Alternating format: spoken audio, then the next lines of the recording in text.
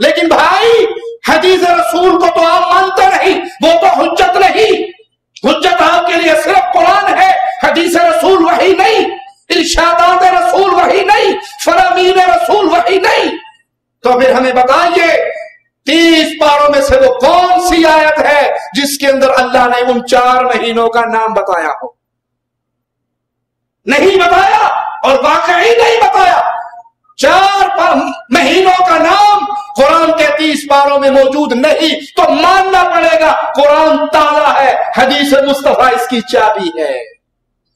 قرآن کی آیت بھی اس وقت تک نہیں سمجھی جا سکتی جب تک محمد الرسول اللہ کی حدیث کی طرف رجوع نہ کیا جائے. ہمارے عقیدے کے مطابق، اہل سنت اہل الحدیث کے عقیدے کے مطابق، جیسے قرآن اللہ کی طرف سے وحی ہے، اسی طرح حدیث رسول بھی اللہ کی طرف سے وحی ہے.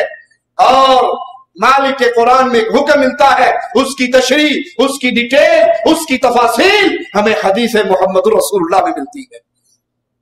صحیح بخاری و مسلم میں ہے، حجۃ الوداع کے موقع پہ اللہ کے نبی صلی اللہ علیہ وسلم نے فرمایا ان الزمان قد استدار كهيئته يوم خلق الله السماوات والارض السنه 12 شهرا منها 4 حرم. رسول کریم صلی اللہ علیہ وسلم حجۃ الوداع کے موقع پہ فرما رہے بے شک زمانہ گھوم گھما کر آج اسی جگہ پر آ گیا جس جگہ پر اللہ نے اس کو پیدا کیا تھا. یعنی یہ سال اس میں وہی مہینے حرمت والے قرار دیے گئے جو حرمت والے مہینے اللہ نے قرار دیے تھے. پھر وہاں پر واپس زمانہ اس پر آ گیا. ان میں سے 4 حرمت والے ہیں. یہ کون بتا رہا ہے؟ قرآن کی کوئی آیت نہیں بتا رہی، حدیث مصطفیٰ صحیح بخاری اور صحیح مسلم میں آپ نے فرمایا 3 مہینے تو حرمت والے لگاتار ہیں، ذوالقعدہ، ذوالحجہ، محرم، اور 4تھا مہینہ رجب کا مہینہ ہے.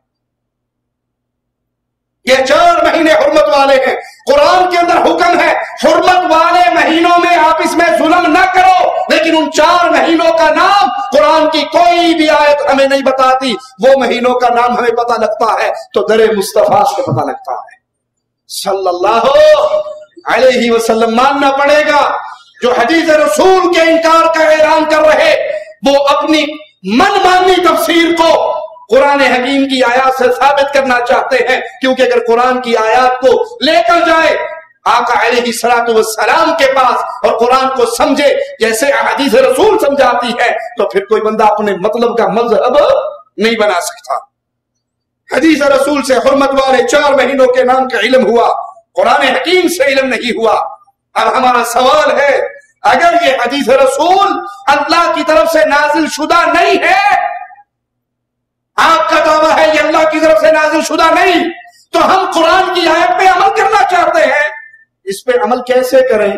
ہم ان 4 مہینوں میں ظلم و ستم سے بچنا چاہتے ہیں. ان مہینوں کا نام قیامت تک کوئی منکر حدیث ثبوت نہیں دے سکتا، کیونکہ یہ ثبوت ان کو ملے گا تو محمد رسول اللہ کے فرمان سے ملے گا. ہو سکتا ہے غامدی صاحب جیسا کوئی منکر حدیث وہ کہے کہ عرب کے اس رسم و رواج کو دیکھا جائے گا، عربوں کی شاعری کو دیکھا جائے گا، اس وقت رواج پر کون کون سے مہینے حرمت والے مشہور تھے وہ دیکھے جائیں گے. تو ہم اس کو پہلا جواب تو یہ دیتے ہیں کہ انہوں نے جو رسم بد شروع کی تھی کافروں نے حرمت والے مہینوں کو آگے پیچھے کرنے کی، 1 سال حرمت والا اور 1 سال اس کو چینج کر لیتے تھے، اس کی وجہ سے تو عربوں کا رواج تو خلط ملط ہو گیا، وہ تو اپنی اصل شکل میں باقی نہ رہا. اور پھر اس سے کڑوا سوال اے منکرین حدیث کے ٹولے، تمہیں ابو جہل، ابو لہب، کفار مکہ، قریش مکہ کے جاہلیت کے دور کے رسم و رواج پر اعتبار ہے، بلال کے آقا محمد پر اعتبار نہیں ہے صلی اللہ علیہ وسلم. تم مشرکین مکہ کے رسم و رواج کا اعتبار کرتے ہو، ان کی شاعری کا اعتبار کرتے ہو، ان کے نثر کا اعتبار کرتے ہو، اور اگر تمہارے نزدیک بے اعتباری کلام ہے تو وہ محمد کا کلام ہے. تم بھی مسلمان ہو. میرے مصطفیٰ کو وہ ہستی اور وہ ذات، صحابی میرے آقا کی ہر بات کو لکھا کرتے تھے. दोस्तों के मशवरे पर एक दिन ना लिखा। पूछा लिख क्यों नहीं रहे? कहा साथियों ने मशवरा दिया है हर बात ना लिखा कर, पूछ पूछ के लिखा कर। कहा अल्लाह की कसम लिख, इस मुंह से जो निकलेगा हक निकलेगा, मोहम्मद की जुबान से झूठ निकल सकता। और मुनकरीन हदीस का ये टोला ऐसा जालिम, ऐसा गुमराह है, जिस मोहम्मद को सादिक अमीन कुफार मक्का ने माना था सल्लल्लाहु अलैहि वसल्लम, जिस हबीब को सादिक और अमीन बुतों के पुजारी माना करते थे और कहा करते थे 40 साल जिंदगी में एक लम्हा भी हमें याद नहीं जिस दिन हमने आपकी जुबान से झूठ सुना हो। उस सच्चे की बात को नहीं मानते, कुफारे मक्का के रिवाज को मान लेते हैं। आइए एक और सवाल की तरफ आगे बढ़ते हैं। मालिक का फरमान सुनिए और याद रखिए मेरी बात को। फिर हम ये सारे सवाल कहां से कर रहे हैं? कुरान पाक से। अहदीस के मसले हमने अभी नहीं खोले। तुम कहते हो कुरान काफी है, तो कुरान समझाओ हदीस के बगैर। कुरान हकीम में मालिक फरमाता है वमा जअलना क़िबलता अल्लती कुनत अलैहा इल्ला लिनअलम मन यत्तबिउ अर्रसूल मिम्मन यनक़लिबु अला अक़िबैहि व इन कानत लकबीरतन इल्ला अलल्लज़ीना हदल्लाह वमा काना अल्लाहु लियुज़िअ ईमानकुम इन्नल्लाह बिन्नासि लरऊफुर रहीम।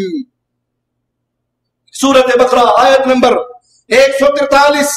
मालिक फरमाता है जिस किबले पर तुम पहले थे इसे हमने सिर्फ इसलिए मुकर्रर किया था, गौर कीजिएगा, बैतुल्लाह से पहले किस तरफ मुंह होकर नमाज होती थी? बैतुल मक़दस की तरफ। अल्लाह फरमा रहा है जिस किबले पर तुम थे, बैतुल्लाह से पहले जिस किबले पर तुम थे उसको हमने इसलिए मुकर्रर किया था कि जान ले रसूलुल्लाह का सच्चा ताबेदार कौन है और कौन है जो अपने एड़ियों पर फिर जाता है। नबी की बात मानने वाला सच्चा कौन और झूठा कौन? तो ये काम दुश्वार है, मगर जिन्हें अल्लाह रब्बुल इज्जत ने हिदायत दी इनके लिए हरगिज दुश्वार नहीं। अल्लाह ताला तुम्हारा ईमान यानी तुम्हारी वो नमाज है जो बैतुल मक़दस की तरफ मुंह करके पढ़ते रहे उनको जाया नहीं करेगा, बल्कि अल्लाह ताला लोगों पर शफकत और मेहरबानी करने वाला है। ये कुरान हकीम की एक आयत हमने आपके सामने पढ़ी। इस आयत में ये बताया गया कि आप जिस किबले पर थे पहले कारबन थे, इसको हमने ही मुकर्रर किया था। यानी बैतुल मक़दस को अल्लाह फरमा रहा है कुरान हकीम की आयत की रोशनी में हमने तुम्हारे लिए उसको किबला अव्वल बनाया था। बुखारी मुस्लिम में है, सहाबा किराम बयान फरमाते हैं सल्लैना मअन नबी सल्लल्लाहु अलैहि वसल्लम, हमने अल्लाह के नबी के साथ नमाज पढ़ी नहव बैतुल मक़दस, बैतुल मक़दस की तरफ मुंह करके 16 और 17 शहरा 16 या 17 महीने 16 या 17 महीने हमने नमाज पढ़ी नबी के साथ। हमारा मुंह किधर था? बैतुल मक़दस की तरफ।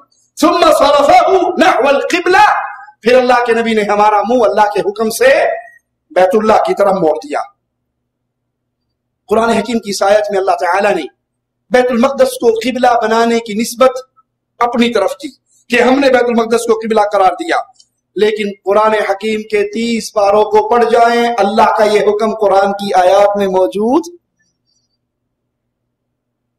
बैतुल मक़दस मुसलमानों का क़िबला अल्लाह ने मुकर्रर किया, कुरान कह रहा है, लेकिन वो कुरान की कौन सी आयत है? अनहम शरीफ से लेके वन्नास तक पढ़ जाइए, आपको वो आयत नहीं मिलेगी जिसमें अल्लाह हुक्म दे कि मुसलमानों तुम नमाज बैतुल मक़दस की तरफ मुंह करके पढ़ो।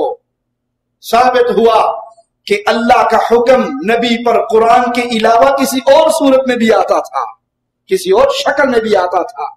कुरान को वही जली कहते हैं, हदीस को वही खफी कहते हैं। कुरान वो है जिसकी तिलावत की जाती है, ये वो वही है। हदीस वो है जिसकी तिलावत नहीं होती। हदीस भी वही है, कुरान भी वही है। अगर ये असूल न मानो तो अल्लाह कहता है मेरे हुक्म से बैतुल मक़दस को क़िबला बनाया गया। अल्लाह का वो हुक्म कुरान में तो मौजूद नहीं है। और रब से सच्ची बात करने वाला और कौन हो सकता है? रब कहे मैंने बनाया और कुरान में वो हुक्म नहीं, लेकिन हदीस रसूल में वो हुक्म मौजूद है, तो इसका मतलब क्या हुआ? حدیث بھی اللہ کی ویسے ہی وحی ہے جیسے قرآن میرے رب کی وحی ہے.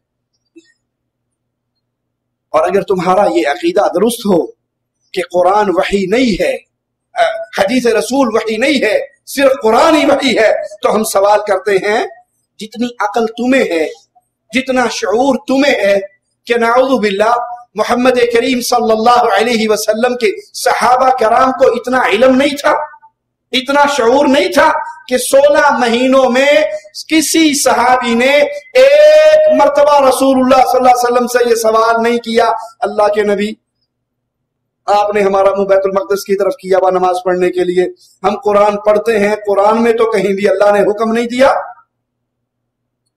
قرآن میں تو کہیں آرڈر نہیں آیا کہ اپنا منہ بیت المقدس کی طرف کرو، ہم کیوں اپنے منہ کو بیت المقدس کی طرف کریں؟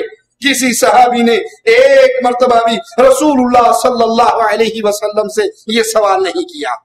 آئیے ایک اور سوال کی طرف. اگر حدیث رسول وحی نہیں ہے، اللہ کے نبی پر جو احادیث آتی، جو آپ بیان فرماتے، وہ اللہ کی طرف سے نہیں، صرف قرآن ہی وحی ہے، تو اے جماعت منکرین حدیث، قرآن حکیم کی آیت سنو اور ہمیں اس آیت کو، قرآن کی آیت کی تفصیل قرآن کے ہی ذریعے ہمیں سمجھاؤ. مالک فرماتا ہے یا ایھا النبی لم تحرم ما احل اللہ لک تبتغی مرضات ازواجک واللہ غفور رحیم. اے نبی، جس چیز کو اللہ نے آپ پر حلال کیا اسے آپ کیوں حرام کرتے ہیں؟ کیا آپ اپنی بیویوں کی رضامندی حاصل کرنا چاہتے ہیں؟ اللہ بخشنے والا اور رحم کرنے والا ہے. قد فرض اللہ لکم تحلۃ ایمانکم واللہ مولاکم وہو العلیم الحکیم.